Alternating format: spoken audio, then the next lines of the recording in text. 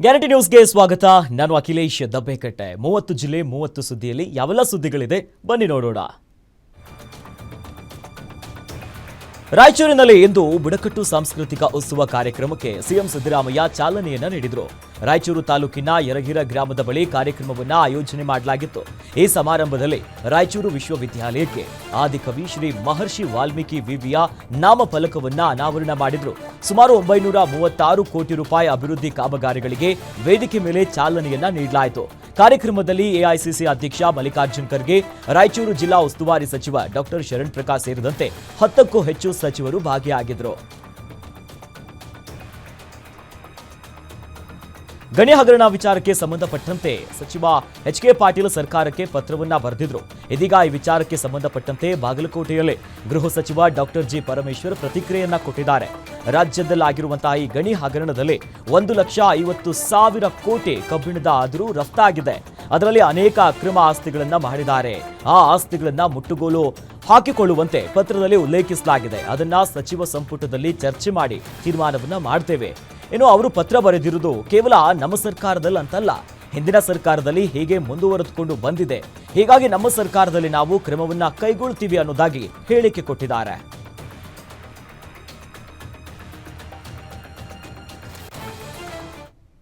ಇದೆ ಅಂತೇಳಿ ಆ ಪತ್ರದಲ್ಲಿ ಬರ್ದಿಲ್ಲ.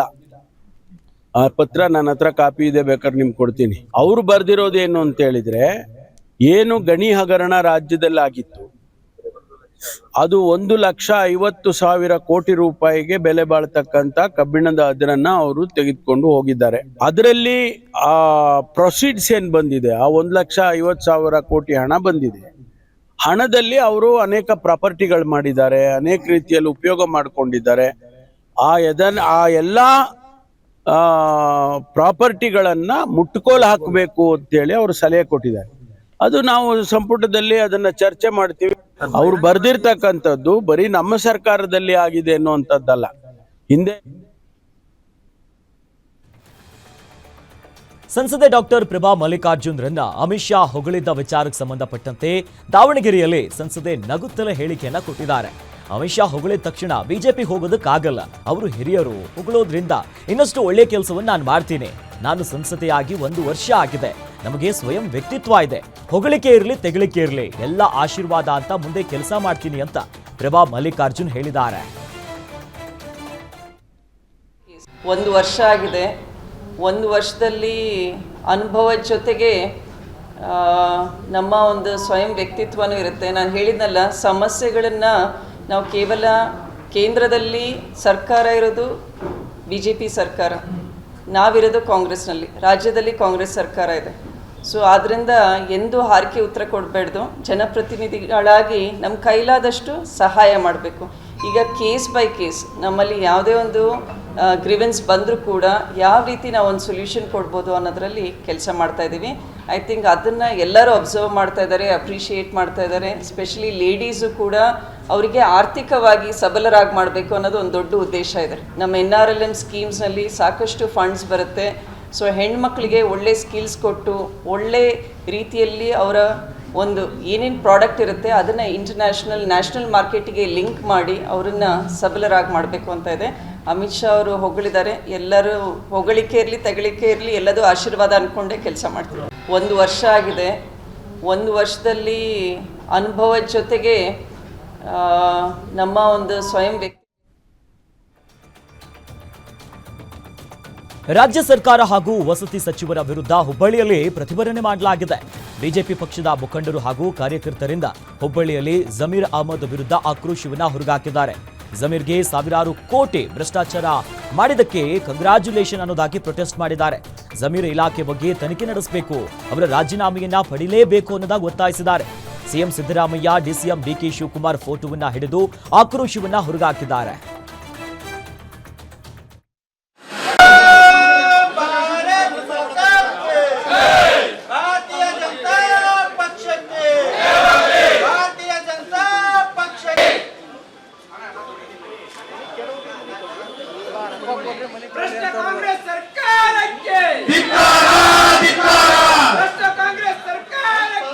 ಸಂಪೂರ್ಣವಾಗಿ ಭ್ರಷ್ಟಾಚಾರಕ್ಕೆ ಮುಳುಗಿದೆ.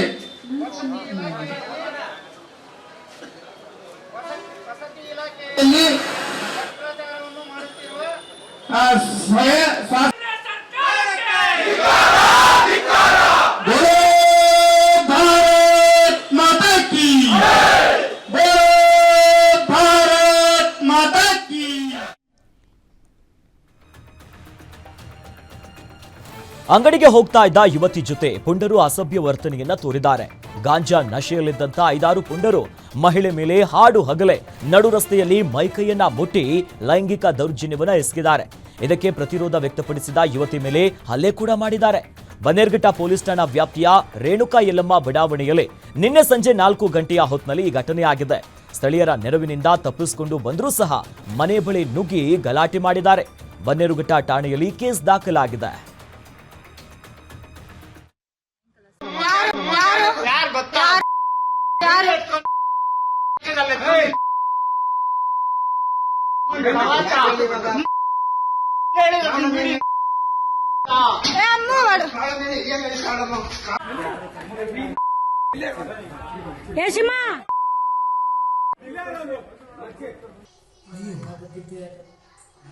ಅವನಿದ್ದೇನು ಅಲ್ಲಿ ಮಗ ಅವನು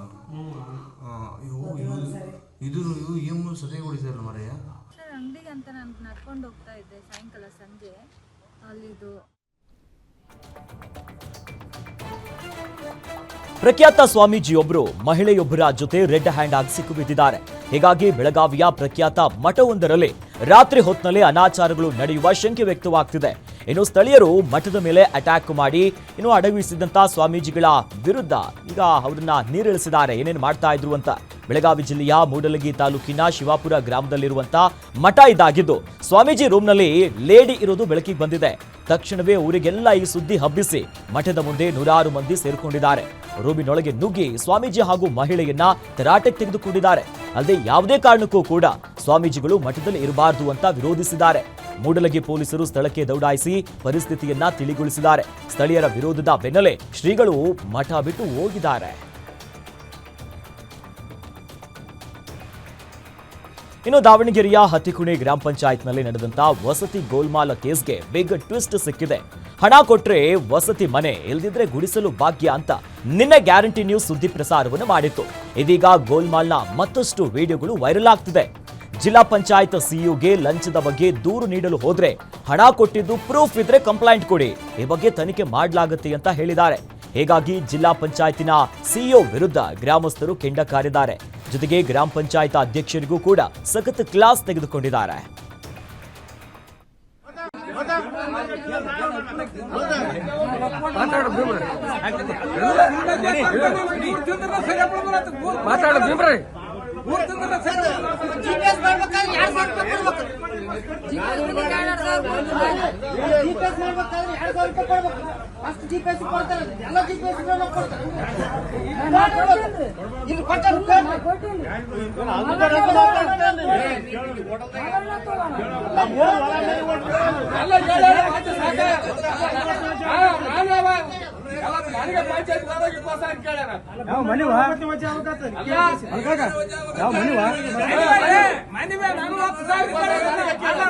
ಪರ್ಸೆಂಟೇಜ್ ಅನ್ನ ಸಾಲ ಮಾಡಿ ಹೋಗ್ರಿ ನೀವು.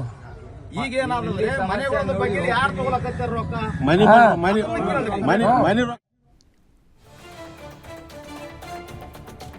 ಅದೊಂದು ದೃಶ್ಯ ಒಂದು ದಿನದ ಪೊಲೀಸ್ ಕೆಲಸವನ್ನೇ ಹಾಳು ಮಾಡಿದೆ. ಗನ್ ಹಿಡಿದು ಅಸ್ಸಾಂ ಕೂಲಿ ಕಾರ್ಮಿಕರಿಂದ ಬೆದರಿಕೆ ಅಂತ ಫೇಸ್ಬುಕ್ನಲ್ಲಿ ಫೇಕ್ ಸುದ್ದಿ ಒಂದನ್ನು ಹಾಕಲಾಗಿತ್ತು.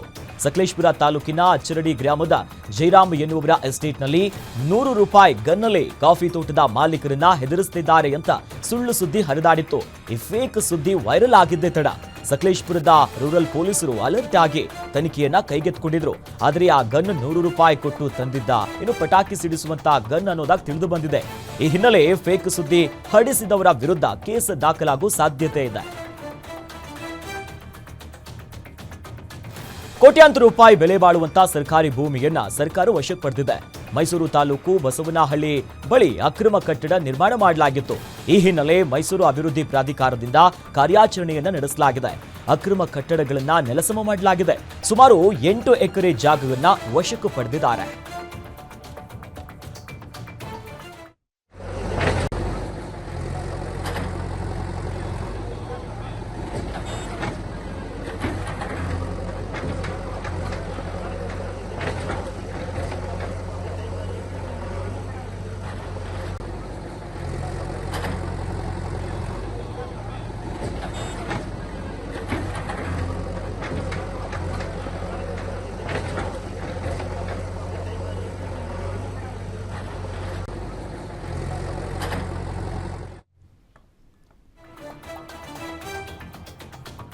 ಕೋಲಾರದ ಕೆರೆಗಳಲ್ಲಿ ಅಕ್ರಮವಾಗಿ ಮಣ್ಣು ಲೂಟಿ ಮಾಡ್ತಿರುವುದು ಬೆಳಕಿಗೆ ಬಂದಿದೆ.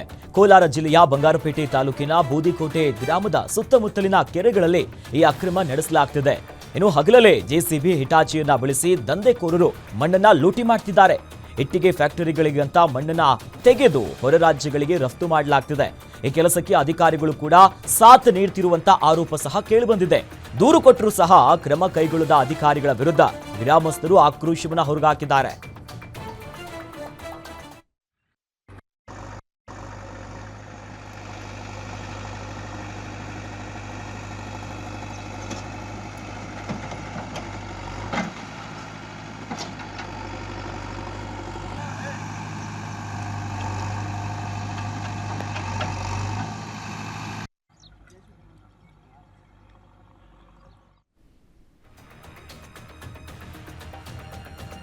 ಪೊಲೀಸರ ಕರ್ತವ್ಯಕ್ಕೆ ಅಡ್ಡಿಪಡಿಸಿದ ಆರೋಪದ ಹಿನ್ನೆಲೆ ಇಬ್ಬರನ್ನ ಬಂಧಿಸಿ ಪೊಲೀಸರು ಜೈಲಿಗಟ್ಟಿದ್ದಾರೆ. ಈ ಘಟನೆ ಕಲಬುರಗಿಯಲ್ಲಿ ನಡೆದಿದೆ. ಕಳೆದ ವಾರ ಮಲ್ಲಿನಾಥ್ ಅಯ್ಯನಗೌಡ ಎನ್ನುವವರು ತೋಗಾಡಿಯ ಭದ್ರತೆಗೆ ನಿಯೋಜನೆಯಾಗಿದ್ದ ಸಿಬ್ಬಂದಿಯ ಕರ್ತವ್ಯಕ್ಕೆ ಅಡ್ಡಿಪಡಿಸಿದ್ರು. ಅಲ್ಲದೆ ವಿಡಿಯೋ ಮಾಡಿ ಸಾಮಾಜಿಕ ಜಾಲತಾಣದಲ್ಲಿ ಹರಿಬಿಟ್ಟಿದ್ರು. ಹೀಗಾಗಿ ಇಬ್ಬರು ಆರೋಪಿಗಳನ್ನ ಕಲಬುರಗಿಯ ಆರ್ಜಿ ನಗರ ಪೊಲೀಸರು ಲಾಕ್ ಮಾಡಿದ್ದಾರೆ.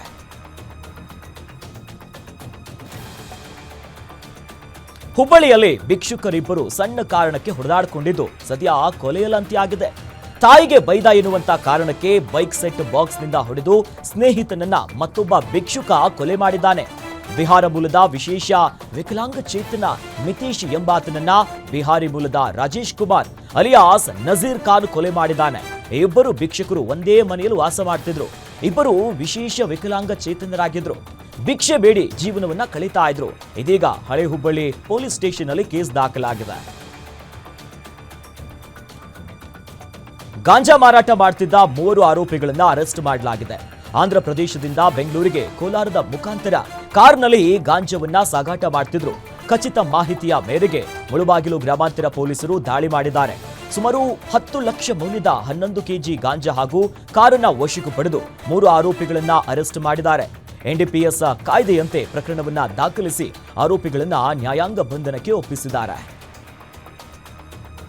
ನಡು ರಸ್ತೆಯಲ್ಲಿ 2 ಗುಂಪುಗಳ ಮಧ್ಯೆ ಮಾರಾಮಾರಿ ನಡೆದಿದೆ. ಚಿಕ್ಕಮಗಳೂರು ನಗರದ ಬೇಲೂರು ರಸ್ತೆಯಲ್ಲಿ ಈ ಘಟನೆ ಆಗಿದೆ. ರೈಲ್ವೆ ನಿಲ್ದಾಣದ ಮುಂಭಾಗ 8 ರಿಂದ 10 ಹುಡುಗರು ಪುಂಡಾಟವನ್ನು ನಡೆಸಿದ್ದಾರೆ. ಮೈಮೇಲಿನ ಬಟ್ಟೆಯನ್ನ ಕಿತ್ತು ಹೋಗುವಂತ ರೀತಿಯಲ್ಲಿ ನಾನಾ ನೇನಾ ಅಂತ ಕೈ ಮಿಲಾಯಿಸಿಕೊಂಡಿದ್ದಾರೆ. ಸುಮಾರು ಅರ್ಧ ಗಂಟೆಗಳ ಕಾಲ 2 ಗುಂಪಿನ ಹುಡುಗರು ಹೈ ಡ್ರಾಮಾವನ್ನು ನಡೆಸಿದ್ದಾರೆ. ಗಲಾಟೆ ಯಾಕೆ ನಡೀತಿದೆ ಅನ್ನೋದು ಕೂಡ ತಿಳಿಯುವ ರೀತಿಯಲ್ಲಿ ದೊಡ್ಡ ಮಟ್ಟಿಗೆ ಹೊಡೆದಾಡಿಕೊಂಡಿದ್ದಾರೆ. ವೇಶ್ಯವಾಟಿಕೆ ನಡೆಸ್ತಾ ಇದ್ದಂತ ಅಡ್ಡೆ ಮೇಲೆ ಪೊಲೀಸರು ದಾಳಿ ನಡೆಸಿ ಇಬ್ಬರು ಆರೋಪಿಗಳನ್ನ ಅರೆಸ್ಟ್ ಮಾಡಿದ್ದಾರೆ. ಶಬೀನಾ ಬಾನು ಎಂಬ ಮಹಿಳೆ ಬಾಡಿಗೆ ಮನೆಯಲ್ಲಿ ಈ ದಂಧೆಯನ್ನು ನಡೆಸುತ್ತಿದ್ರು. ಖಚಿತ ಮಾಹಿತಿಯ ಮೇರೆಗೆ ಚಿತ್ರದುರ್ಗದ ಕೋಟೆ ಠಾಣೆಯ ಇನ್ಸ್ಪೆಕ್ಟರ್ ಪ್ರಕಾಶ್ ಪಾಟೀಲ್ ನೇತೃತ್ವದಲ್ಲಿ ದಾಳಿ ಮಾಡಲಾಗಿದ್ದು ಹುಲ್ಲೂರು ಮೂಲದ ತಿಪ್ಪೇಸ್ವಾಮಿ ಕಾನಹೊಸಳ್ಳಿಯ ಅನುಭಾಷರನ್ನ ಅರೆಸ್ಟ್ ಮಾಡಲಾಗಿದೆ. ವೇಶ್ಯಾವಾಟಿಕೆಯಲ್ಲಿ ತೊಡಗಿದ್ದ ಇಬ್ಬರು ಮಹಿಳೆಯರ ರಕ್ಷಣೆ ಮಾಡಿದ್ದಾರೆ. ಬಂಧಿತ ಆರೋಪಿಗಳನ್ನ ಅವರು ಬಳಸುತ್ತಿದ್ದಂತ 3 ಕಾರು 3 ಮೊಬೈಲ್ಗಳನ್ನ ವಶಕ್ಕೆ ಪಡೆಯಲಾಗಿದೆ. ಕೋಟೆ ಪೊಲೀಸ್ ಠಾಣಾ ಸದ್ಯ ಅಲ್ಲಿ ಪ್ರಕರಣ ಕೂಡ ದಾಖಲಾಗಿದೆ.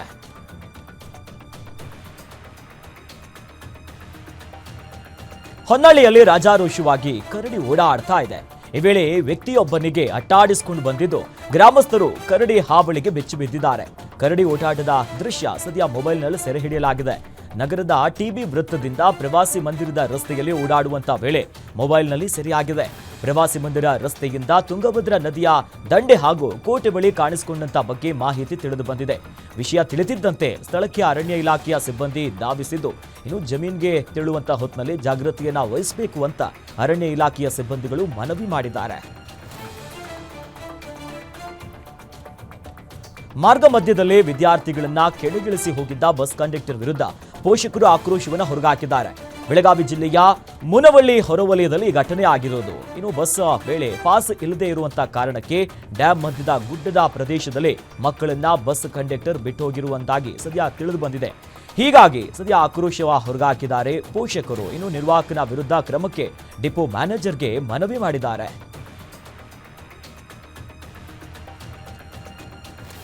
ರೈಲ್ವೆ ಇಂಜಿನ್ನಲ್ಲಿ ತಾಂತ್ರಿಕ ದೋಷ ಉಂಟಾಗಿ ಶಿವಮೊಗ್ಗದಲ್ಲಿ ಪ್ರಯಾಣಿಕರು ಪರದಾಡುವಂತ ಸ್ಥಿತಿ ನಿರ್ಮಾಣವಾಗಿತ್ತು. ಕುವೆಂಪು ಎಕ್ಸ್ಪ್ರೆಸ್ ರೈಲಿನ ಎಂಜಿನ್ ಸಮಸ್ಯೆಯಿಂದ ಈ ಅವಾಂತರ ಸೃಷ್ಟಿಯಾಗಿತ್ತು. ಶಿವಮೊಗ್ಗ ಜಿಲ್ಲೆಯ ಭದ್ರಾವತಿ ನಗರದಲ್ಲಿ ನಿನ್ನೆ ರಾತ್ರಿ ಘಟನೆಯಾಗಿರುವುದು.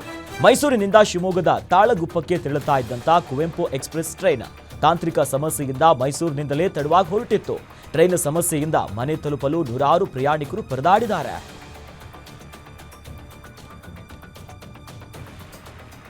ರೈತರ ಜೊತೆಗೆ ವಿದ್ಯುತ್ ಕಣ್ಣಾಮುಚ್ಚಲೆ ಆಟವನ್ನು ಮಾಡ್ತಿದೆ. ವಿದ್ಯುತ್ ಪೂರೈಕೆ ಮಾಡದೆ ರೈತರ ಜೊತೆ ಅಧಿಕಾರಿಗಳು ಚೆಲ್ಲಾಟ ಆಡ್ತಿದ್ದಾರೆ.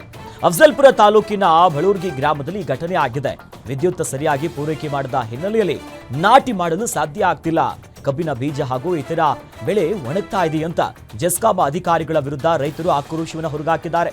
ಬೆಳಗ್ಗೆ 4 ಗಂಟೆಗೆ ಹೊಲಕ್ಕೆ ಬಂದರೂ ಕೂಡ ಕರೆಂಟ್ ಇಲ್ಲ. ಕೂಲಿ ಕಾರ್ಮಿಕರನ್ನ ಬೆಳಗಿನ ಜಾವ ಕರೆದುಕೊಂಡು ಬಂದರೂ ಬಿತ್ತನೆ ಮಾಡೋದಕ್ಕಾಗ್ತಾ ಇಲ್ಲ.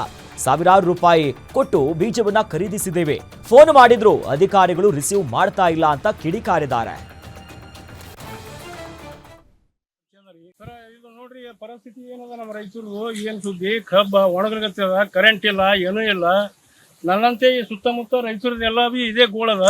ನಮ್ಮ TC ಡಾಂಕ್ ಆಗಿ ಬಿದ್ದದ, ಮತ್ತು ಕರೆಂಟ್ ಅಂತೂ ಪೂರಾ ಲೈನ್ಗಳು ತೆಳಗ ಜೋತ್ ಬಿದ್ದವ. ಅಕಸ್ಮಾತ್ ಕರೆಂಟ್ ನಮ್ಮ ತಾರ್ಗಳಿಗೆ ಹತ್ತಪ್ಪ, ನೆಲಕ್ಕೆ ಹತ್ತಪ್ಪ, 6 ತಿಂಗಳು ಹತ್ತಪ್ಪ ಅಂದ್ರೆ ನಾವು ಸತ್ತರ ಯಾರು ಬೆಲೆ ಕೊಡ್ತಾರೆ ನಮ್ಗೆ?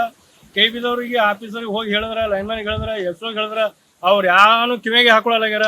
ಕಬ್ರಿ ನೋಡ್ರಿ, ಈ ಕಬ್ಬು ಎಲ್ಲ ಒಣಗಲಿರ್ತೇವೆ, ಎಲ್ಲ ನೋಡ್ರಿ, ನೀವೇ ನೋಡ್ರಿ. 15 ದಿವಸ ಆಯ್ತು ಕಬ್ಬ. ಈಗ ನೋಡ್ರಿ ಪರಿಸ್ಥಿತಿ, ಈಗ ಕಣ್ಣು ಒಣಗಲಿರ್ತೇವ. ಆಟ ಆಡ್ತಿದ್ದ ಬಾಲಕಿಯನ್ನ ಪುಸಲಾಯಿಸಿ ಇಬ್ಬರು ದುಷ್ಕರ್ಮಿಗಳು ಲೈಂಗಿಕ ದೌರ್ಜನ್ಯ ಎಸಗಿರುವಂತಹ ಘಟನೆ ದಾವಣಗೆರೆಯಲ್ಲಿ ನಡೆದಿದೆ. 15 ಹಾಗೂ 17 ವರ್ಷದ ಅಪ್ರಾಪ್ತರು ಈ ನೀಚ ಕೃತ್ಯವನ್ನ ಎಸಗಿದ್ದಾರೆ. ಇಬ್ಬರನ್ನ ಹದಡಿ ಪೊಲೀಸರು ವಶಕ್ಕೆ ಪಡೆದು ವಿಚಾರಣೆಯನ್ನು ನಡೆಸಿದ್ದಾರೆ. ಲೈಂಗಿಕ ದೌರ್ಜನ್ಯಕ್ಕೆ ಒಳಗಾದ ಬಾಲಕಿಗೆ ವೈದ್ಯಕೀಯ ಚಿಕಿತ್ಸೆಯನ್ನ ನೀಡಲಾಗುತ್ತಿದೆ. ರಾಜ್ಯದಲ್ಲಿ ಡೆಂಗ್ಯೂ ಆರ್ಭಟ ಜೋರಾಗಿದೆ. ಅದರಲ್ಲೂ ಡೆಂಗ್ಯೂ ಕೇಸ್ನಲ್ಲಿ ಬೆಂಗಳೂರು ನಂಬರ್ 1. ಇನ್ನು 2ನೇ ಸ್ಥಾನದಲ್ಲೇ ಕಲಬುರಗಿ ಜಿಲ್ಲೆ ಇದೆ. 6 ತಿಂಗಳಲ್ಲಿ 2050 ಜನರಿಗೆ ಡೆಂಗ್ಯೂ ಪರೀಕ್ಷೆಯಾಗಿದ್ದು ಇಲ್ಲಿಯವರೆಗೆ 110 ಕೇಸ್ ಪತ್ತೆಯಾಗಿದೆ. ಡೆಂಗ್ಯೂ ರೋಗ ಹತೋಟಿಗೆ ಬರುವುದಕ್ಕೆ ಸೊಳ್ಳೆಗಳ ನಿಯಂತ್ರಣ ಒಂದೇ ಪರಿಹಾರ ಅನ್ನೋದಾಗಿ ಕಲಬುರಗಿಯ DHO ಡಾಕ್ಟರ್ ಶರಣ ಬಸಪ್ಪ ಕ್ಯಾತನಾಳ್ ಮಾಹಿತಿಯನ್ನು ನೀಡಿದ್ದಾರೆ. ನಗರದ ಎಲ್ಲ ಶಾಲೆಗಳಲ್ಲಿ ಸೊಳ್ಳೆ ಉತ್ಪತ್ತಿ ಆಗದಂತೆ ಜಾಗೃತಿಯನ್ನ ಮೂಡಿಸಬೇಕು. ಜಿಮ್ಸ್ ಮತ್ತು ಜಿಮ್ಸ್ ಮೆಡಿಕಲ್ ಕಾಲೇಜಿನಲ್ಲಿ ತಲಾ 1 ಲ್ಯಾಬ್ ಅನ್ನ ಓಪನ್ ಮಾಡಲಾಗುತ್ತೆ. ಅಲ್ಲಿಯೇ ರಕ್ತ ಮಾದರಿಯನ್ನ ಪರೀಕ್ಷೆ ಮಾಡ್ತೀವಿ ಅನ್ನೋದಾಗಿ ಮಾಹಿತಿಯನ್ನ ಕೊಟ್ಟಿದ್ದಾರೆ. ಬಾವಿಯಲ್ಲಿ ಅನುಮಾನಾಸ್ಪದ ರೀತಿಯಲ್ಲಿ ಶವ ಪತ್ತೆಯಾಗಿದೆ. ಈ ಘಟನೆ ಚಿಕ್ಕಬಳ್ಳಾಪುರದ ಕಂಪೇದಹಳ್ಳಿ ಗ್ರಾಮದಲ್ಲಿ ನಡೆದಿದೆ. ಬೀರಪ್ಪ ಎನ್ನುವರಿಗೆ ಸೇರಿದಂತ ಬಾವಿಯಲ್ಲಿ ಸುಮಾರು 30 ವರ್ಷದ ವ್ಯಕ್ತಿಯ ಶವ ಪತ್ತೆಯಾಗಿದೆ. ಬಾವಿಯ ಪಕ್ಕದಲ್ಲಿ ಮದ್ಯದ ಬಾಟಲಿಗಳು ಸಹ ಪತ್ತೆಯಾಗಿದ್ದು ಕೊಲೆ ಮಾಡಿ ಬಿಸಾಡಿರುವಂತ ಶಂಕೆ ವ್ಯಕ್ತವಾಗಿದೆ. ಸ್ಥಳಕ್ಕೆ ಚಿಂತಾಮಣಿ ಗ್ರಾಮಾಂತರ ಪೊಲೀಸರು ಭೇಟಿ ನೀಡಿ ಪರಿಶೀಲನೆ ನಡೆಸಿದ್ದಾರೆ. ಮನೆಯ ಮೇಲೇರಿದ್ದ ನಾಗರಹಾವನ್ನ ರಕ್ಷಣೆ ಮಾಡಿ ಕಾಡಿಗೆ ಬಿಡಲಾಗಿದೆ. ಈ ಘಟನೆ ದಾವಣಗೆರೆ ತಾಲೂಕಿನ ಚಿಕ್ಕಬೂದಿನಾಳ ಗ್ರಾಮದಲ್ಲಿ ನಡೆದಿದೆ. ರಾಮಣ್ಣ ಎನ್ನುವರ ಮನೆಯ ಮೇಲೆ ಸುಮಾರು 6 ಅಡಿ ಉದ್ದದ ನಾಗರಹಾವು ಸೇರ್ಕೊಂಡಿತ್ತು. ಹಾವನ್ನ ಹಿಡಿದು ಸದ್ಯ ಈಗ ಅರಣ್ಯ ಪ್ರದೇಶಕ್ಕೆ ಅದನ್ನ ಬಿಡುವಂತ ಕೆಲಸ ಮಾಡಲಾಗಿದೆ.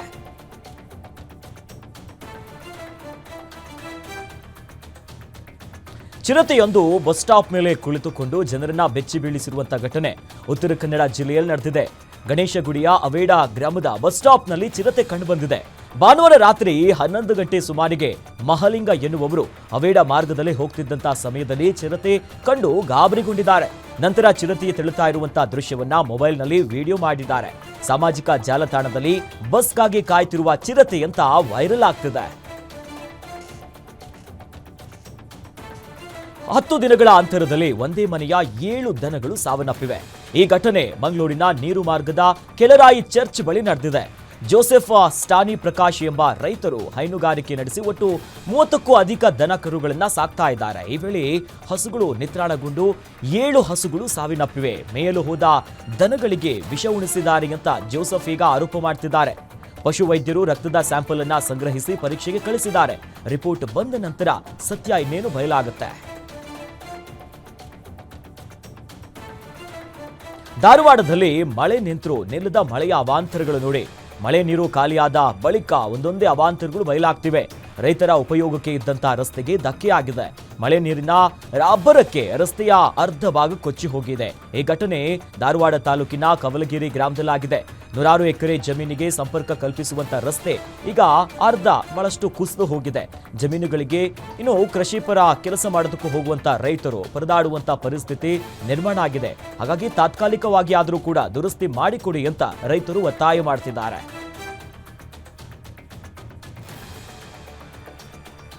ಮಧ್ಯ ಕರ್ನಾಟಕ ಭಾಗದ ಜೀವನಾಡಿ ಭದ್ರಾ ಡ್ಯಾಮ್. ಈ ಡ್ಯಾಮ್ ಬಳಿ ಅವೈಜ್ಞಾನಿಕ ಕಾಮಗಾರಿ ನಡೀತಾ ಇದೆ ಅಂತ ರೈತರು ಪ್ರತಿಭಟನೆಯನ್ನು ನಡೆಸಿದ್ದಾರೆ. ಭದ್ರಾ ಜಲಾಶಯದ ಬಲದಂಡೆ ಕಾಲುವೆ ಒಡೆದು ಕಾಮಗಾರಿ ನಡೆಸಲಾಗ್ತಿದೆ. ಕೂಡಲೇ ಕಾಮಗಾರಿ ಸ್ಥಗಿತ ಮಾಡಿ ಅಂತ ರೈತರು ಆಗ್ರಹಿಸಿದ್ದಾರೆ. ಡ್ಯಾಂನಿಂದ ನೇರವಾಗಿ ಅಥವಾ ಹೊಳೆಯಿಂದ ನೀರು ಪೂರೈಸಲು ಒತ್ತಾಯಿಸಿ ಮಾಜಿ ಸಚಿವ ಎಂಪಿ ರೇಣುಕಾಚಾರ್ಯ ನೇತೃತ್ವದಲ್ಲಿ ಭದ್ರಾ ಡ್ಯಾಂಗೆ ಮುತ್ತಿಗೆಯನ್ನ ಹಾಕಲು ರೈತರು ಮುಂದಾಗಿದ್ರು. ಇನ್ನು ಪ್ರತಿಭಟನಾಕಾರರನ್ನ ಬ್ಯಾರಿಗೇಟ್ ಹಾಕಿ ಪೊಲೀಸರು ತಡೆದು ಇನ್ನು ಹಲವರನ್ನ ವಶಕ್ಕೂ ಪಡೆದಿದ್ದಾರೆ. ಮಲೆನಾಡು ಭಾಗದಲ್ಲಿ ಉತ್ತಮ ಮಳೆಯಾಗ್ತಾ ಇದ್ದು ವಿಜಯನಗರದ ತುಂಗಭದ್ರಾ ಜಲಾಶಯಕ್ಕೆ ಅಪಾರ ಪ್ರಮಾಣದ ನೀರು ಹರಿದು ಬರ್ತಿದೆ. ಸದ್ಯ ತುಂಗಭದ್ರಾ ನದಿ ಮೂಲಕ ಜಲಾಶಯಕ್ಕೆ 51,654 ಕ್ಯೂಸೆಕ್ ನೀರು ಹರಿದು ಬರ್ತಿದೆ. ಇನ್ನು 105 ಟಿಎಂಸಿ ನೀರು ಸಂಗ್ರಹ ಸಾಮರ್ಥ್ಯದ ತುಂಗಭದ್ರಾ ಜಲಾಶಯದಲ್ಲಿ ಈಗ 34,221 ಟಿಎಂಸಿ ನೀರು ಸಂಗ್ರಹವಾಗಿದೆ. ಬಳ್ಳಾರಿಯ ಕಿರುತೆರೆಯ ನಟ ಸಂಗನಕಲ್ಲು ರಮೇಶ್ ಬೆಂಗಳೂರಿನಲ್ಲಿ ನಿಧನರಾಗಿದ್ದಾರೆ. ಲೋ ಬಿಪಿಗಿಂದ ಮೃತಪಟ್ಟಿರುವಂತಹ ನಟ ರಮೇಶ್ಗೆ ಅಭಿಮಾನಿಗಳು ಬಳ್ಳಾರಿಯಲ್ಲಿ ಕಂಬನಿಯನ್ನ ಮಿಡಿದಿದ್ದಾರೆ. ಬಳ್ಳಾರಿ ಗ್ರಾಮೀಣ ಶಾಸಕ ಪಿ ನಾಗೇಂದ್ರ ಸೇರಿ ಹಲವಾರು ಜನ ಸಂತಾಪವನ್ನ ಸೂಚಿಸಿದರು. ಇನ್ನು ಮಾನವ ಬಂಧುತ್ವ ವೇದಿಕೆಯ ಸಂಚಾಲಕ ಸಂಗನಕಲ್ಲು ವಿಜಯ್ ಕುಮಾರ್ ಕೂಡ ಸಂತಾಪವನ್ನ ವ್ಯಕ್ತಪಡಿಸಿದರು.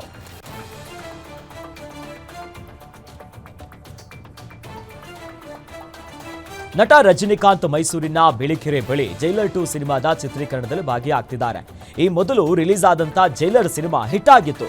ಈ ಕಾರಣಕ್ಕೆ ಸಿನಿಮಾಗೆ ಸೀಕ್ವೆಲ್ ಅನ್ನ ಮಾಡಲಾಗ್ತಿದೆ. ಕಳೆದ 1 ವಾರದಿಂದ ಚಿತ್ರೀಕರಣದಲ್ಲಿ ನಟ ರಜನಿಕಾಂತ್ ಭಾಗಿಯಾಗಿದ್ದಾರೆ.